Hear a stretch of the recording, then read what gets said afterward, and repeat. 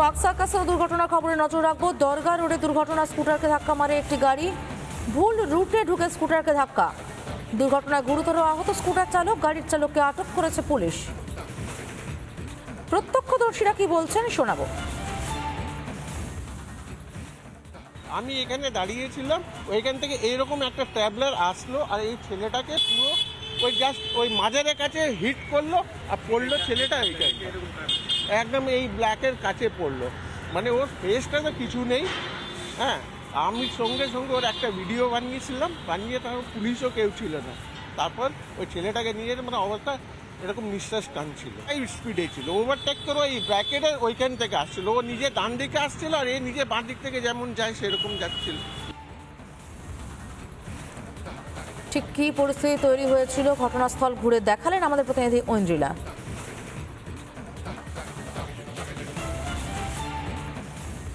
দরগা রোডে সকালবেলায় পথ দুর্ঘটনা ঘটে যায়। একটি স্কুটি আর একটি ট্রাভেলার গাড়ির মুখোমুখি সংঘর্ষ। এখনো পর্যন্ত রাস্তায় রক্তের দাগ রয়েছে আর তার সঙ্গে ভাঙা যে স্কুটির অংশ সেগুলোও পড়ে রয়েছে। লাইটের যে পার্টস, তার সঙ্গে সামনের যে অংশগুলো সেগুলো কিন্তু বিভিন্ন জায়গায় খুলে খুলে পড়ে রয়েছে। ঘড়ির কাঁটায় তখন 9:30।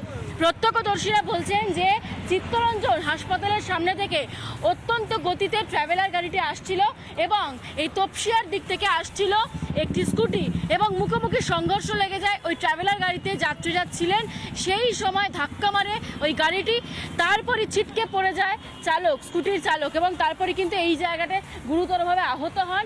মুখের সামনের অংশ এবং কান এবং হাতে গুরুতরভাবে চোট লেগেছে ওই স্কুটি চালকের। একই সঙ্গে যেমনটা খবর, ইতিমধ্যে ওই ট্রাভেলার গাড়ির যিনি চালক তাকে কিন্তু আটক করে নিয়ে গিয়েছে বেনিয়াপুকুর থানার পুলিশ। সব মিলিয়ে আপাতত চিত্তরঞ্জন হাসপাতালেই ভর্তি রয়েছেন ওই স্কুটি চালক। ইতিমধ্যে ওই স্কুটিটাকে নিয়ে যাওয়া হয়েছে বেনিয়াপুকুর থানাতে। এবার যে খবরে নজর রাখবো, বিদ্যাসাগর সেতু থেকে নেমেই দুর্ঘটনা, পর গাড়িতে ধাক্কা বাসের, নিয়ন্ত্রণ হারিয়ে গাড়িতে ধাক্কা বাসের, নিয়ন্ত্রণ হারিয়ে ধাক্কা ধুলাগড় নিউ টাউন রুটের বাসের। দুর্ঘটনায় বাসের একাধিক যাত্রী জখম হয়েছেন, জখম গাড়িতে থাকা যাত্রীরাও। বিদ্যাসাগর সেতু থেকে নেমেই দুর্ঘটনা। যে ছবি দেখতে পাচ্ছেন গাড়িগুলো কি ভয়ঙ্কর পরিমাণে ক্ষতিগ্রস্ত হয়েছে।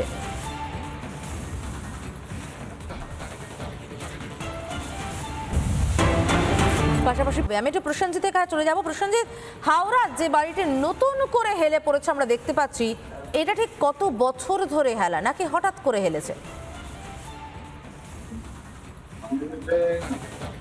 একেবারে সবার দিকটা তোমাকে বলে রাখবো, এই বাড়িটি 8 বছর ধরে হেলে রয়েছে এবং সেই হেলার কারণে এই বাড়িতে অধিকাংশ জায়গা পুরোপুরি ভাবে হেলে রয়েছে এবং স্থানীয় বাসিন্দারা, তোমাকে আমি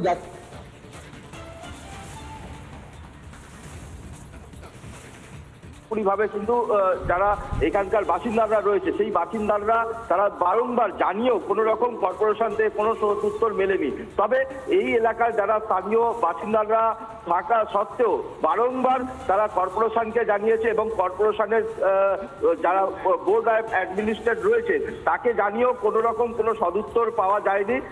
তাতে করেও তারা এবারে তারা মার্ক পিটিশন করে জমা দেওয়া হয়েছে এবং স্থানীয় বাসিন্দারা তারা জানাচ্ছে যে মার্ক পিটিশনের মাধ্যমে তাদের কাছে যে সদুত্তর পাওয়া যাওয়ার কথা সেটিকে তারা জনস্বার্থের উদ্যোগে তারা তুলে ধরার চেষ্টা চালাচ্ছে। তবে এই মতন অবস্থায় স্থানীয় বাসিন্দারা তারাদের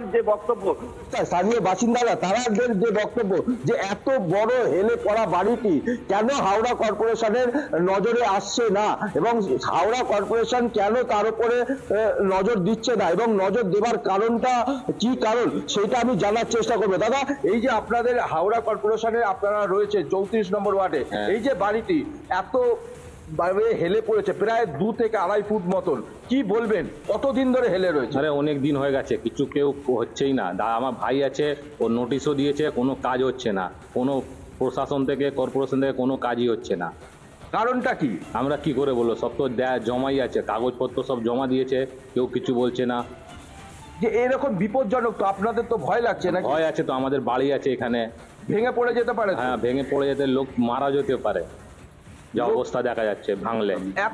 এতটা অসুবিধার মধ্যে আপনারা জীবনযাপন করছেন, কর্পোরেশন থেকে লোক আসছে না? না, এখন লোক আসেনি।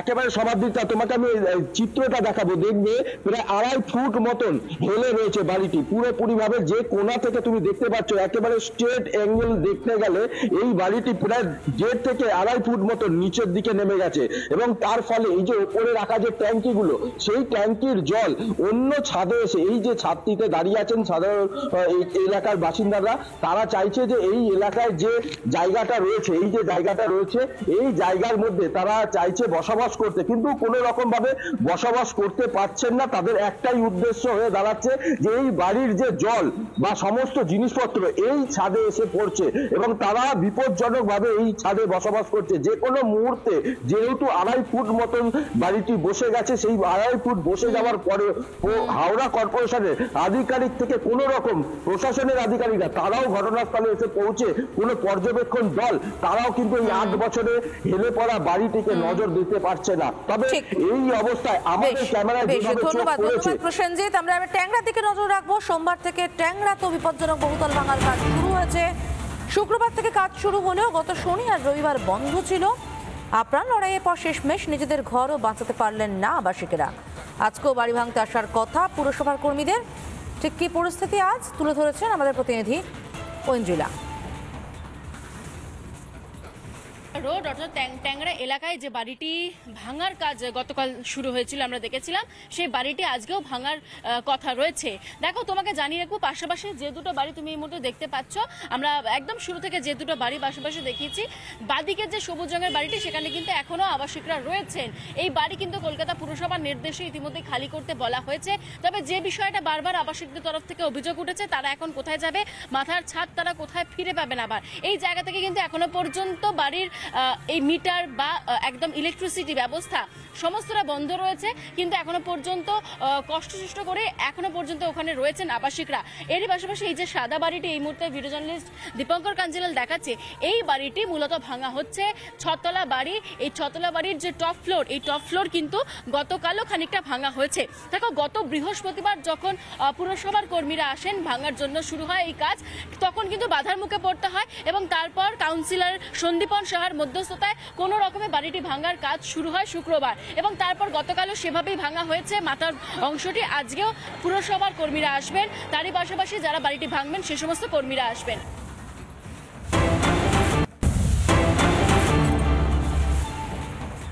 দত্তপুকুরে মুন্ডহীন দেহ উদ্ধারের চাঞ্চল্য, দেহাংশের খোঁজে তল্লাশি পুলিশের। জলে ডুবুরিও নামানো হয়েছে, খাল রয়েছে একটি, খালে ডুবুরিও নামানো হয়েছে। ঘটনাস্থলে মোতায়েন রয়েছে পুলিশ, দেখতে পাচ্ছেন। এলাকা পরিদর্শনে অতিরিক্ত পুলিশ সুপার। এখনো জানা যায়নি নিহতের পরিচয়। 24 ঘন্টা পার, এখনো মেলেনি কাটা মুন্ডুর খোঁজ। দত্তপুকুরে মুন্ডহীন দেহ উদ্ধারের চাঞ্চল্য, দেহাংশের খোঁজে তল্লাশি পুলিশের। মুন্ডুর খোঁজে খালে নামানো হয়েছে ডুবুরি। ঘটনাস্থলে মোতায়েন পুলিশ, অতিরিক্ত পুলিশ সুপারও পরিদর্শনে গিয়েছেন।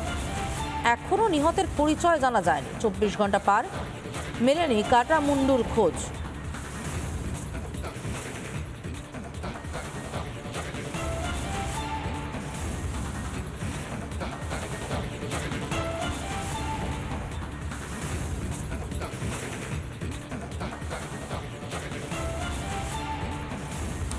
আর একবার জানিয়ে রাখতে চাইবো, দত্তপুকুরে যে ছবিটা দেখতে পাচ্ছেন, খালে ডুবুরি নামিয়ে বাকি দেহাংশের খোঁজ চলছে।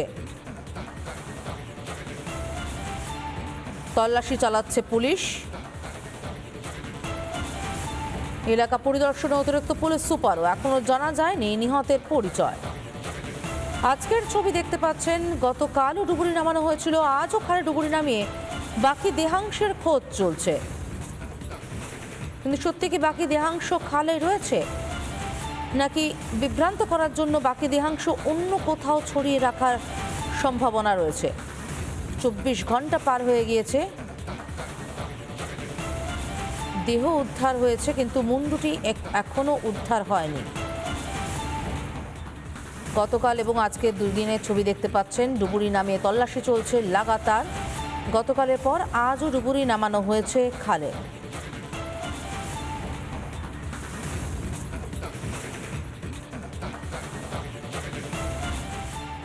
নানা ধরনের কন্টেন্ট দেখার জন্য লাইক করুন, শেয়ার করুন আমাদের ফেসবুক পেজ, সাবস্ক্রাইব করুন আমাদের ইউটিউব চ্যানেল।